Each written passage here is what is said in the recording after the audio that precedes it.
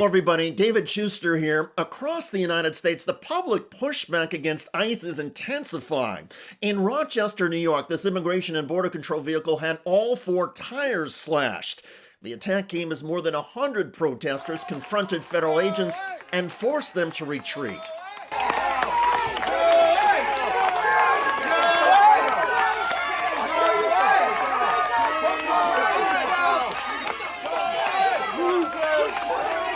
The agents had tried to arrest residential construction workers, but neighbors and activists, including Rachel Barnhart, who recorded this, heard about the raid and swarmed the site.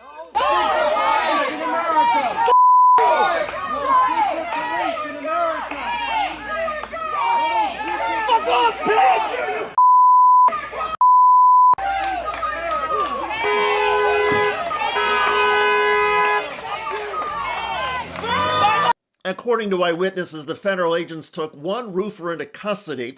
2 other workers and their boss stayed on a roof and avoided apprehension because neighbors blocked ICE agents trying to climb up a ladder.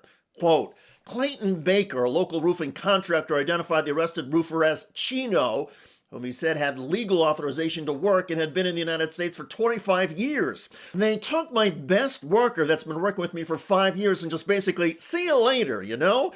He's a family guy, and he's got a baby on the way. He's never even had a speeding ticket that I know of. He goes to church every Sunday, and he pays his taxes. But you want to come get him off of a hard-working job? It's bull. And it's inhumane, and it's sad. The quick protests against ICE came thanks to a local Facebook group called Rochester Rapid Response Network. Because of the site, text chains, and emails, activists quickly spread notifications about the raid, prompting demonstrators to arrive within minutes. Several people brought signs, including "No ICE" and "Kidnapping is still illegal." Other people chanted.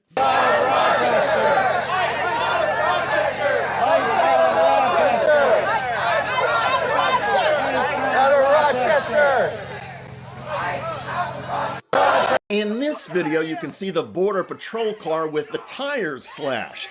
An ICE supervisor pleads with the protesters to let the agents leave. You fucking lose! You lose! Protect my workers! Let them leave! All right. According to the Trump administration's own data, more than 90% of the people arrested in these nationwide deportation raids have never been charged with a violent crime. Their only record is from either crossing the border illegally or seeking asylum. Protesters say it's one thing to target violent criminals, as Donald Trump promised, but in reality, the Trump administration has been rounding up and deporting hardworking immigrants who pay their taxes, obey the laws, and contribute to their communities. And every week, it seems, there's another story of masked agents without a warrant arresting people on citizenship suspicions alone. In Florida recently, ICE arrested a worker from Ireland who was not allowed to show he had all of his proper visas. The man described his arrest and the detention conditions. I was on my way to work, which I did every day. I cycled every day, and I was arrested by an ICE officer and kind of kidnapped, I guess, off the street, and taken to Chrome Detention Centre. A lot of things that either happened to me and happened to others. There was a guy that had been asking for his medication for days for his heart, and when we were out in the rec hall, he dropped dead of a heart attack in front of everyone. They kind of just moved us all away from him, but it's something that I'm never ever gonna forget. You know, it's ingrained in my head. Yes, he watched a man die from a heart attack because the detention center refused medications. The horror stories about arrests and detention seem endless. Even people who have been in the United States for 30 years and have sons and daughters who served in the U.S. military have been swept up. Recently on MSNBC, host Mika Brzezinski tried to get a straight answer about Trump policies from border czar Tom Homan. I'd love some transparency as to why a lot of these people have been disappeared. You say you have data. We would love to see it. The American people should see this data. Well, here's the rhetoric again, right? You just meant disappeared. That is a ridiculous thing to say. Why? Because ICE is doing the same thing we've done for decades. But because of the last 4 years, ICE wasn't allowed to enforce the law.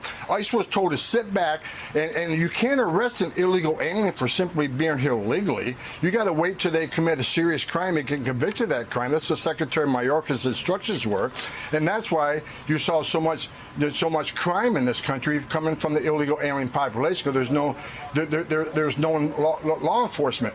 Actually, there is law enforcement, and the federal government's own law enforcement data shows that the rate of violent crime among migrants and undocumented immigrants is less than the violent crime rate among U.S. citizens. But who needs facts when you are with the Trump administration? But we're doing the same thing right now that we did when I started back in 1984.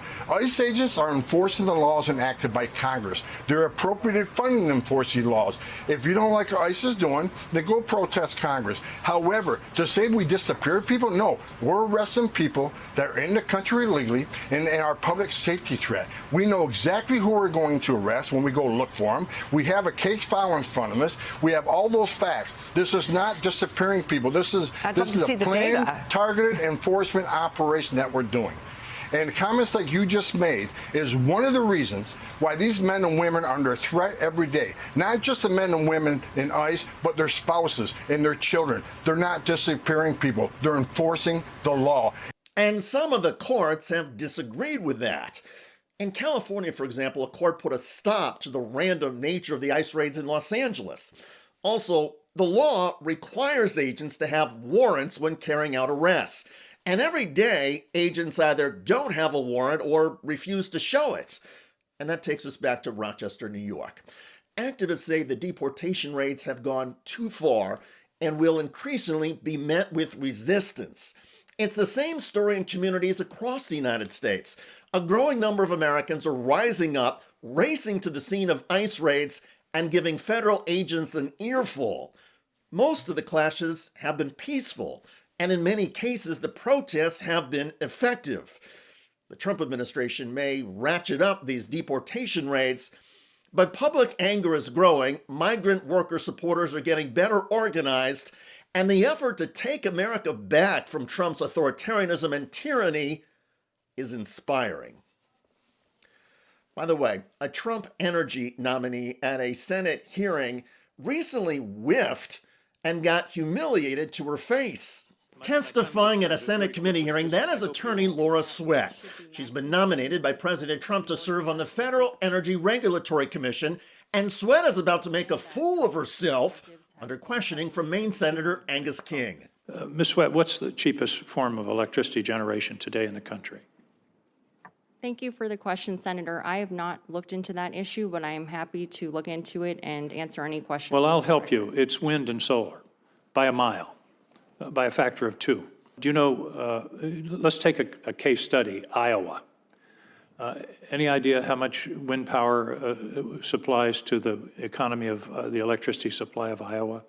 No, sir, I don't know those specific numbers. 60%.